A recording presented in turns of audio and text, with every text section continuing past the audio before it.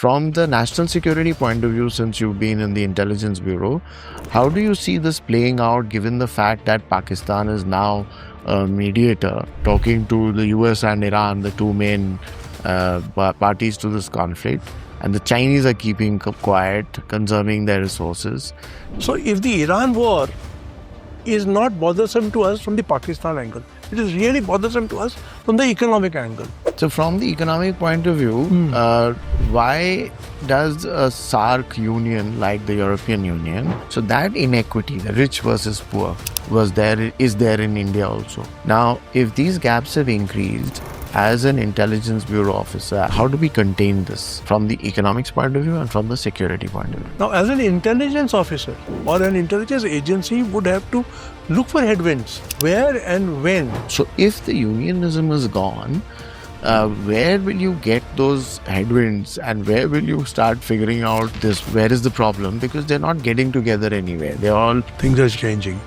You see, the informal sector is also transforming. Take the contract labor. Today, about 70 to 80% of labor in the industrial sector is contract labor. There are signs that it is coming together.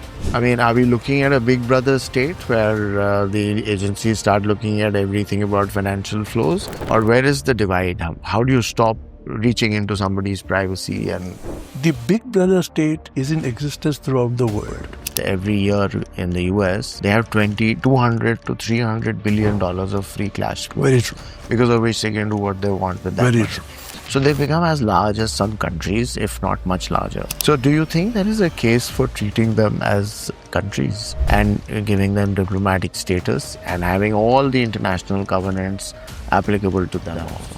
I would say that would have been very good if international covenants are in any way now capable of being implemented. Okay. One of the most important is whenever a tech revolution came, like the internet, then Y2K, all of this lost a lot of jobs, and this is going to lose maybe more jobs. First of all, we have to train ourselves as a country, not only in code writing AI, but in evolving AI. Do you think our current infrastructure in Government of India, as in what the regulatory authorities or the ministries, are they geared enough to deal with this? Should have the ability to engage in real-time talk. As AI and predictive analysis generates volumes of intelligence, and from the volumes of intelligence, it gives actionable or disturbing aspects, throws them out. Okay, we welcome our viewers to the Risk and Resilience podcast series organized by the Policy Perspectives Foundation. So on behalf of that foundation, I'm here to present the second episode. So we are joined today by Mr. Udayan Mukerji. Mr. Mukerji has been a long timer in the Intelligence Bureau, 80 batch of the IPS from the Karnataka cadre, joined the IB, stayed with them for about 30 years, has long years of experience in intelligence collection and analysis, supposed to be one of the finest minds that walk through the corridors of that organization.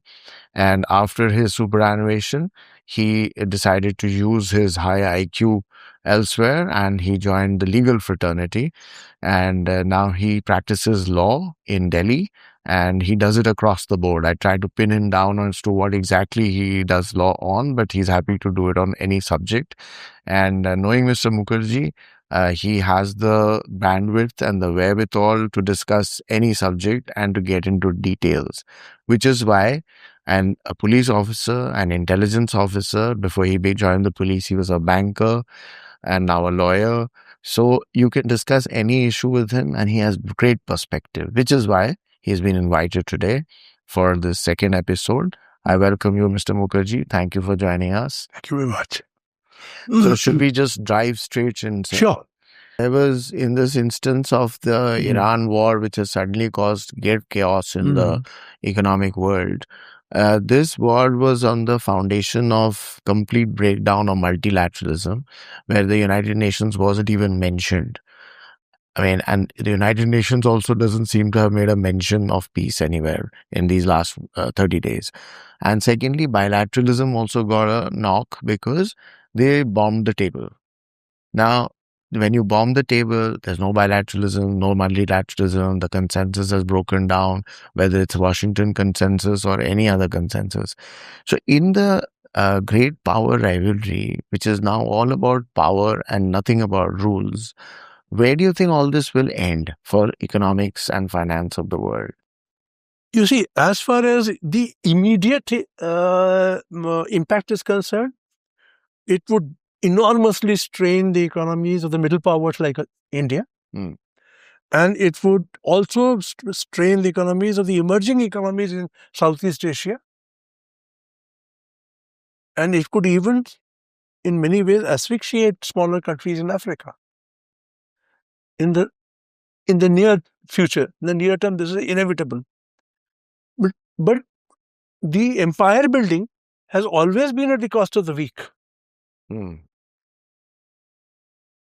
You see, today, Iran has been carpet bombed.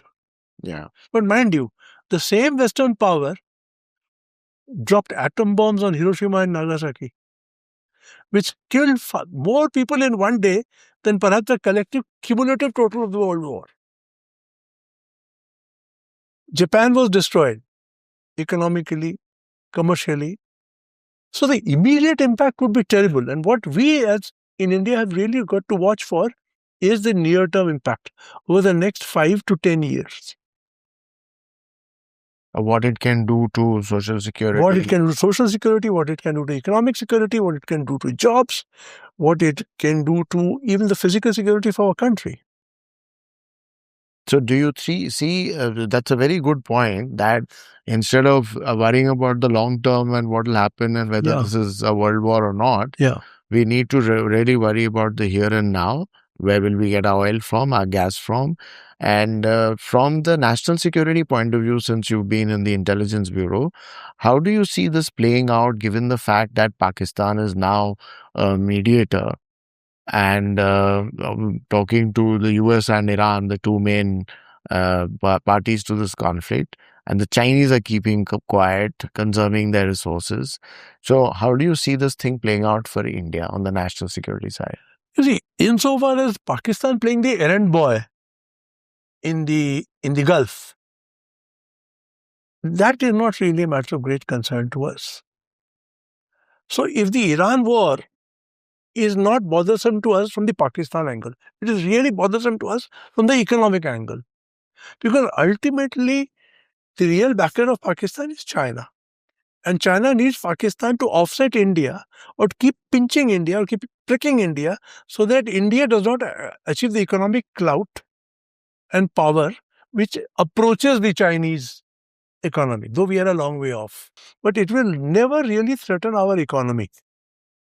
So from the economic point of view, why does a SARC union like the European Union, where in this time when the whole world is wanting to destroy everybody and anybody who is not their own, why can't South Asia get together and start importing and exporting with each other and going back to the original ideas that there were in government? Why should we not? Think the problem remains China. China is wary of a very strong India. And if a SARC goes towards the making of a very strong India, they would kill it. It really does not suit the purposes of and long-term plans of China. So it would always tend to alienate Pakistan vis-a-vis India by bolstering its, tin pot military dictatorship. De facto, not de jure. De facto tin pot military dictatorship. It would also always try to fiddle in Bangladesh and Nepal. So the problem is not that the SARC cannot come together, but the problem is a giant like China would not like it to come together. SARC growing or India growing from a middle power to a near major power. In order to contain China, the US is also interested that India should remain within effective US control, the South Asian region, which is why they wanted St. Martin's Island, which is why they have a Diego Garcia. So I would think our primary concern should be to economically strengthen and save ourselves, and to keep military preparedness as a major high. Because come try as we may, we really will not be able to befriend Pakistan. And there will always be live in South Asia and in China. The most intense density of population is here. India, Pakistan, Bangladesh, and China being four countries which are densely populated. If we look at only India, this Washington consensus where capitalism got a big wind in its sails, and this Washington consensus which grew the wealth of billions into trillions and grew a lot of inequity. So that inequity, the rich versus poor, is there in India also, and I'm sure the gaps have increased. Now, if these gaps have increased, as an intelligence bureau officer, as a security professional, how do we feel that we should? How do we contain this from the economics point of view and from the security point of view? You see, about 170 odd million have been drawn out of extreme poverty. That is a fact in this country. But concurrently, the disparity between the rich and the poor, and the top, say about 1 or 2%, commanding 15 to 20% of the nation's wealth, that remains a fact of life. Economically, disparities coupled with the fact that aspirations are growing by the day. Your people in your tier 2, tier 3 cities are becoming increasingly aspirational. Now, as an intelligence officer or an intelligence agency would have to look for headwinds. Where and when are aspirations becoming so strong? They may sort of manifest them as caste-based issues. They may manifest themselves as agricultural protests by farmers. They may manifest themselves as wildcat strikes. Although liberalism has, this capitalism has seen to it that trade unions have been substantially weakened over the years, but nonetheless. In the earlier days, say 30, 40, 20 years ago, there used to be a railway union, a taxi workers union, an auto rickshaw union, X union, Y union. That was a time where I guess industry had a much larger share of the GDP per year. Now the industry share has come down and the services sector has grown manifold. But you don't hear of these unions and these strikes anymore. And you have all these gig workers and these companies that deliver food at your home. All of them have come in the news many times. But there is somehow a feeling that the unionism of what you also mentioned 40 years ago versus 20 years ago versus now, it's gone. So if the unionism is gone, where will you get those headwinds and where will you start figuring out this? Where is the problem? Because they're not getting together anywhere. They're all in their own little cocoons. They're worried. Things are changing. You see, the informal sector is also transforming. Take the contract labor. Today, about 70 to 80% of labor in the industrial sector is contract labor. There are signs that it is coming together. There are signs, and when these people, whom you could call in, biblical English as the cursed of the earth, and they have already started coming to them. Look at gig workers. They struck work recently in metropolitan cities. And when the gig workers struck work, there was a lot of discomfiture. The press was full of it. Right. So whether it is gig workers, whether it is landless labor, the moment they migrate back to their homes, you have an agricultural crisis. Look at COVID. The moment they moved back, there was a crisis. Sooner or later, these gig workers, these contract labor who don't have the benefit of, gratuity, PF, medical reimbursement, all that, they will connect because aspirations are always a corollary of agitation. And you see aspirations as rising? Aspirations are rising exponentially. They're rising very fast. And when they rise, they also give rise to frustration. They also give rise to depression. And they also give rise to irritation. If you put all these together, so in a country like ours, the intelligence agency has to look at the impact of international money flows and international policies, what it is creating on the ground, and whether what is happening on the ground as a result of domestic and international policies. Which way is it heading? Okay. So you're twice you mentioned that the agency should be looking at financial flows and all that. So, I mean, are we looking at a big brother state where the agencies start looking at everything about financial flows, or where is the divide? How do you stop reaching into somebody's privacy? And you see, effectively, this might sound annoying. Effectively, the big brother state is in existence throughout the world. The biggest democracies of this world, they have the biggest surveillance systems. Whether you have the FATCA in the US or you have the FATF and all. the FATF and what have you. So privacy does not exist. In a digital age, in any case, privacy does not exist. When you search somewhere on Google, or it's a government which has some part of your data, and it's the question of who has your data. And they have more and more of it. In this post, the IT world, there's more and more and more of data going into government servers and into private servers. So when this finds its way into servers, where is the question of privacy? So these private servers have become a part of life. WhatsApp and these various Signal and Telegram and your Android phones and your Apple phones, this is a part of life. Everybody accepts it. 33% of India's population is on smartphones. So these private companies have become very big. As we see that they claim that every year in the US, they have $200 to $300 billion of free cash flow. Very true. Because of which they can do what they want with that Very money. true. So they become as large as some countries, if not much larger. So do you think there is a case for treating them as countries and giving them diplomatic status and having all the international covenants applicable to them also? I would say that would have been very good if international covenants are in any way now capable of being implemented. Okay. Right? So we have to guard. As intelligence agencies of this country or surveillance or monitoring or whatever, or statistical agencies of this country, have to learn to guard themselves against massive data use by foreign business giants. It would be foolish of anyone to say that we can still have the standards of privacy which existed in the pre-digital era.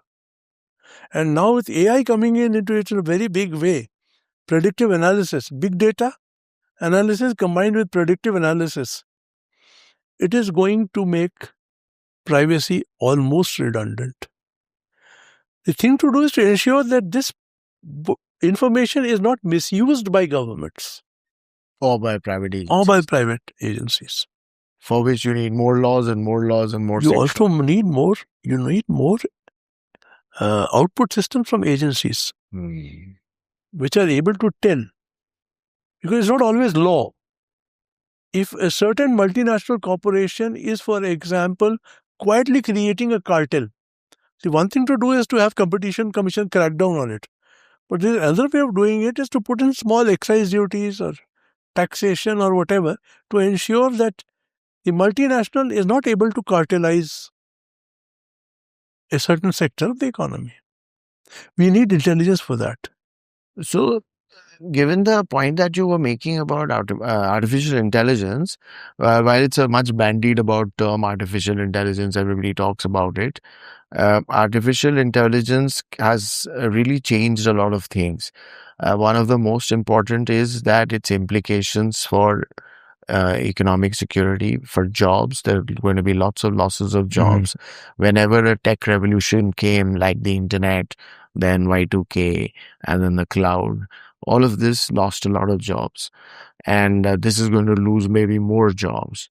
So one is jobs, one is economic impact, what is the social impact, what is the privacy impact, and in the context of rising number of people, because migration is also falling now. So we are going to have more people, less jobs, and everything getting more and more automated. With all the rich people who own all the resources, they are going to be wanting robots doing their work at home and maybe driverless cars. So this looks like a very bleak situation. So what do you think about it? First of all, we have to train ourselves as a country, not only in code writing AI, but in evolving AI. You have one type of AI which only responds to one type of situations, depending on what the code is written. The other is which changes itself to adjust to situations. We have not stepped into the, once we step into the evolving AI area, I think many of those questions that you are asking or which come to mind regarding economy, regarding employment, regarding the distribution of wealth will be very differently impacted. Let us be very clear. You see, during the Industrial Revolution, there was a whole group of people called the Luddites. And who were they? Their primary thing was that the Industrial Revolution is going to kill jobs. You're calling me a Luddite? No, I'm not. I wouldn't dream of such a thing. I was doing a little bit of history. Yeah, I have been written off into history. Yes, sir. So they're the Luddites. But the Industrial Revolution came and created more jobs than ever. Then came the original computers, the COBOL variety, the IBM variety. And the brouhaha was that this was going to kill jobs. It made countries like India into massive economies with millions of jobs. AI will create millions of jobs in, as I said, evolving AI applications. Number one. Number two, when you have production systems, long production systems governed entirely by AI, you still need people to see along the line. The best example would be a large, massive oil pipeline, which travels across countries and continents. But you will still find that every 10 to 20 kilometers along the pipeline, there is a small hutment built. And the job of the person inside the hutment is to see that the screws are all tight, the pipeline is not leaking, that the metal has not rusted. Now, that's a very crude comparison. But any AI governed process would need employment. We will have to be imaginative about it. But in terms of intelligence terms, what will happen is our enemies will gather large amounts of data, put it through the big data analysis, predictive analytical mill using AI tools. There the danger lies. And there we should be able to match the capacities of inimical agencies who could use this. Because if I have an agency which can use my data to track which are the trouble spots, Okay. where discontent can be generated. So, AI is something which you're saying that can generate jobs in a field of work which we may not have been able to foresee right now. Yes, because it will be a transformative scenario. So, which means existing type of professionals in the software world will have to reskill themselves. We'll have to reskill. And move on. So, it's given all the tech revolutions where, and at the end of the day, economic growth has happened, jobs have grown. You don't see them to be as bad as people are making it out to be. So, you also mentioned that the security infrastructure needs to be geared. Oh, yes. Now, the security infrastructure to be geared to deal with mass disruptions, people coming out on the street or doing cyber hacking and various other things. Do you think our current infrastructure in Government of India, as in what the regulatory authorities or the ministries, the security agencies, the police agencies, are they geared enough to deal with this? Or is there some evidentiary points that you'd like to bring forth? Should have the ability to engage in real-time talk. As AI and predictive analysis generates volumes of intelligence. And from the volumes of intelligence, it gives actionable or disturbing aspect, throws them up. Our agencies have to learn to talk to each other very fast. It has to be real-time. Even within agencies, straight-jacketed divisions may not be the answer for the future. So you're saying that within agencies, all the silos need to collapse. So silos should either not, if not collapse, at least become much more interactive. Need to share needs to rise. You see, traditionally, why are we having a problem with integrated commands in the armed forces? Egos come into the picture. Whether the Air Force comes first or the Navy comes first. I mean, this is newspaper stuff. I am not privy to the thinking of the military top brass, not by a long chalk. But going by purely what appears in print, it would appear that at every stage, integrated commands have met with roadblocks. And part of the reason for that is nobody wants to give up his fiefdom, which is what happens in the agencies as well. Then there's a lot of interagency skepticism and diffidence in approaching the other agency. There's a built-in diffidence. That in the age of AI has to go. Otherwise, we'll be crippled. Because AI will create such massive threats, such high volume threats, acting at high pressure and with hardly any lead time, that unless we have immense interagency coordination, unless we are able to give up diffidence and inbuilt resistance to certain things within and outside agencies, that is absolutely indispensable. You've got to have it. Excellent point, sir. So this is why that multi-agency center exists. Yeah. But you would say that multi-agency center should also now gear itself up. Or perhaps it is gearing up. Perhaps for all it I know. already has. Perhaps it has already geared up. Yes, sir. So this kind of situation that you're talking about, where artificial intelligence is now going to be the most important thing that is looking at all the agencies, do you feel that the kind of orientation that agencies, the intelligence agencies had earlier, when analytic reports are put up to the higher formations of government, those analytical reports were created based on intelligence that was coming in from the field, from various other sources, and then somebody at the center used to sit and analyze those reports, as happens all over in the world. Now people say that given that almost everything is on the internet, maybe you can get even more than you can get here, and you can get it faster. So the thing about AI tools as they play out today is that they are much faster in their recall, and they are very intense in their recall, which a human being is not. So do you feel that an analyst's job can get replaced by just using an AI tool? Not entirely. I'll tell you why. Ultimately, IT is garbage in, garbage out. Whether you are making an evolving AI or simple generative AI, it is what you write. It is what you give. And even in order for the AI to think for itself, we have to write the appropriate code. The human factor, where the brain is capable of infinitely more computation than even the best AI going, that can never be overlooked or be done away with. The only issue would be whether those human brains are acting in isolation, producing very well written, grammatically correct, attractive sounding reports, or are they acting within the very nick of time, in real time, without a care for what the language is used or how it is presented? Because AI will throw up masses of results, and those results will need immediate. When I say immediate, I would say split-second action.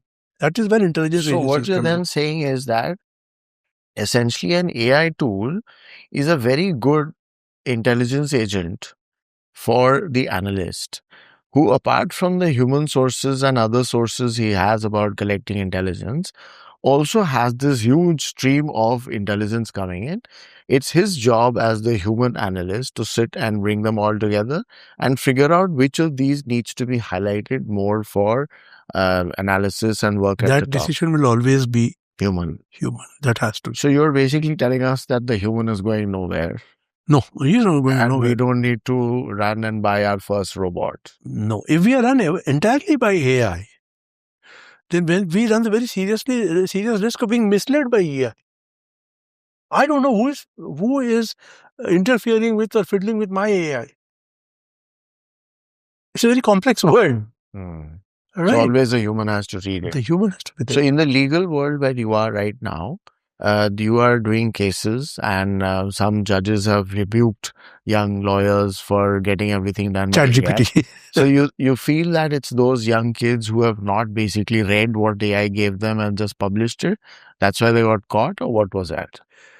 You see, what is happening currently is that they will ask the AI to prepare a brief. and give citations. Now, when giving citation, you have to put in a word or two of what kind of citation you want. So what the AI is doing is it prepares a citation of its own. Manufacturers. It manufactures. Take something from British law, take something from American law, take something from some other law. It is not distinguishing between laws. Puts it all together in a nicely worded para and says the higher judiciary has. Okay. So there is a lot of problem with AI, this is why I said you need the human all the while. So what happens to that poor fellow who's doing gig work, and how is he affected by AI? The physical gig worker will never be affected because he has to deliver food. What will probably happen is better coordination through AI will mean better replacement of warehouses, better placement of gig workers, better places of mobility elements. But as I said, the human will always be there. So on that very positive note, sir, thank you, Mr. Mukerji. Very kind of you to join this podcast for the Policy Perspectives Foundation. And I am sure you would be writing something that we could read at a later date. Would you like me to inflict my writing also? Thank you, sir.